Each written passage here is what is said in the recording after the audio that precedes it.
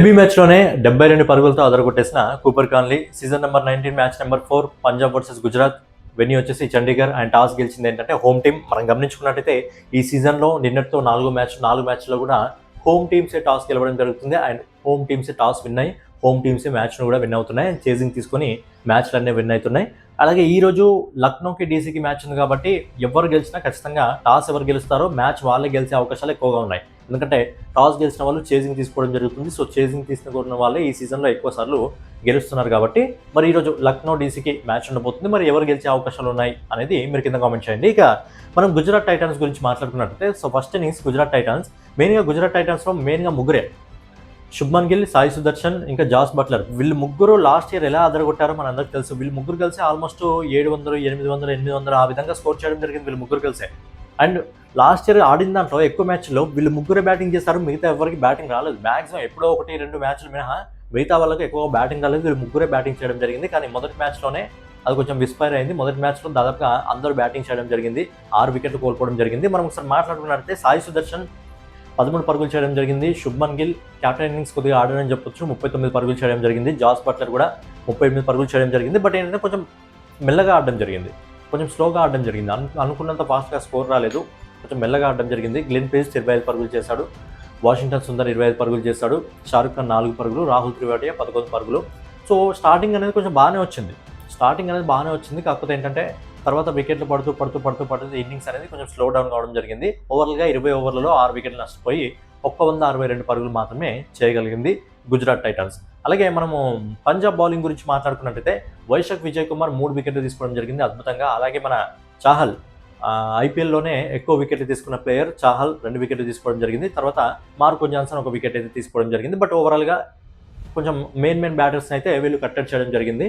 So ఓవరాల్గా 20 ఓవర్లలో 162 పరుగులు చేయడం జరిగింది. సో సెకండ్ ఇన్నింగ్స్ మొదలైంది. సెకండ్ ఇన్నింగ్స్లో మన ఇంపాక్ట్ ప్లేయర్గా వచ్చిన ప్రియాన్ చార్య 7 పరుగులు మాత్రమే చేయడం జరిగింది. ప్రభు సిమ్రాన్ సింగ్ 37 పరుగులు చేశాడు. శ్రేయస్ అయ్యర్ కెప్టెన్ 18 పరుగులు చేయడం జరిగింది. నెహాల్ వదేరా 3 పరుగులు చేయడం జరిగింది.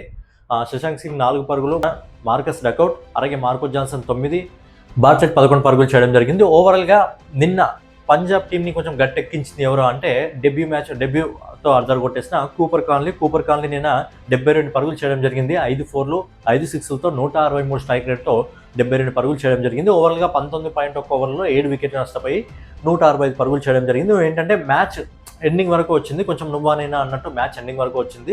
2 ఇన్నింగ్స్లో కూడా వికెట్లు మంచిగా పడడం జరిగింది. బ్యాటర్స్ కూడా కొంచెం మంచి డీసెంట్ పర్ఫార్మెన్స్ ఇవ్వడం జరిగింది. అలాగే బౌలర్స్ కూడా మంచి డీసెంట్ పర్ఫార్మెన్స్ ఇవ్వడం జరిగింది. అలాగే జీటీ బౌలింగ్ డిపార్ట్మెంట్ గురించి మనం ఒకసారి మాట్లాడుకున్నట్టయితే జీటీ బౌలింగ్లో మెయిన్గా ప్రసిద్ధ్ కృష్ణ 3 వికెట్లు తీసుకోవడం జరిగింది. తర్వాత సుందర్, రషీద్ ఖాన్, అశోక్ శర్మ, ఇంకా రబడా ఒక్కొక్క వికెట్ అయితే తీసుకోవడం జరిగింది. అండ్ మన హైదరాబాద్ సిరాజ్ మియా అయితే 1 వికెట్ కూడా తీసుకోలేదు. బట్ ఏం పర్లేదు. ఓవరాల్గా ఏంటంటే జీటీ ఇంకా మనకు పంజాబ్ 2 టీంలకు సంబంధించి బౌలింగ్ డిపార్ట్మెంట్ బాగా పనిచేయడం జరిగింది. అండ్ బ్యాటింగ్ డిపార్ట్మెంట్లో కూడా అందరూ డీసెంట్ పర్ఫార్మెన్స్ అయితే చేయడం జరిగింది. నిన్న మ్యాచ్ ఏంటంటే ఓవరాల్గా నువ్వా నేనా అన్నట్టు లాస్ట్ వరకు సాగడం జరిగింది. బట్ ఏంటంటే పంజాబ్ కొంచెం ఆల్రౌండర్ పర్ఫార్మెన్స్ మొదటి మ్యాచ్లో అద్భుతమైన ఘన విజయాన్ని సొంతం చేసుకోవడం జరిగింది. అండ్ గుజరాత్ టైటన్స్ ఏంటంటే గుర్తుపెట్టుకోవాల్సింది ఏంటంటే లాస్ట్ ఇయర్ ముగ్గురే బ్యాటింగ్ చేయడం వల్ల మిగతా వాళ్ళకి బ్యాటింగ్ దొరకలేదు. సో ఏంటంటే ఈసారి కొడితే ముగ్గురే, ఇంకా ఈసారి గ్లెన్ ప్లేస్ కూడా ఉన్నాడు కాబట్టి కొడితే ముగ్గురే, లేదంటే మిగతా వాళ్ళకి కూడా కొంచెం అవకాశం దొరికితే బాగుంటుంది. సో ఏంటంటే నేను క్యాప్టెన్సీలో కొన్ని అలా ఇలా తప్పిదాలు కావడం జరిగింది. సో అవన్నీ నెక్స్ట్ టైం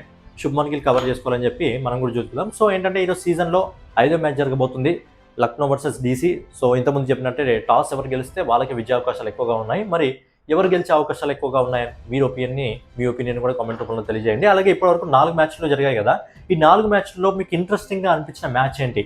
మొదటి మ్యాచా, 2వ మ్యాచా, 3వ మ్యాచా, 4వ మ్యాచా, ఏది? ఈ 4 మ్యాచ్లో మీకు ఇంట్రెస్టింగ్గా అనిపించిన మ్యాచ్ ఏంటి అనేది మీ ఒపీనియన్ కామెంట్ రూపంలో తెలియజేయండి. సో ఫైనల్గా ఏదైనా వీడియో మీకు నచ్చినట్లయితే ఖచ్చితంగా లైక్ చేసి కామెంట్ చేసి సబ్స్క్రైబ్ చేసుకొని మన వాల్ పోస్టర్ ఛానల్ ఫాలో అవుతుండండి. నెక్స్ట్ వీడియోలో మళ్ళీ కలుసుకుందాం.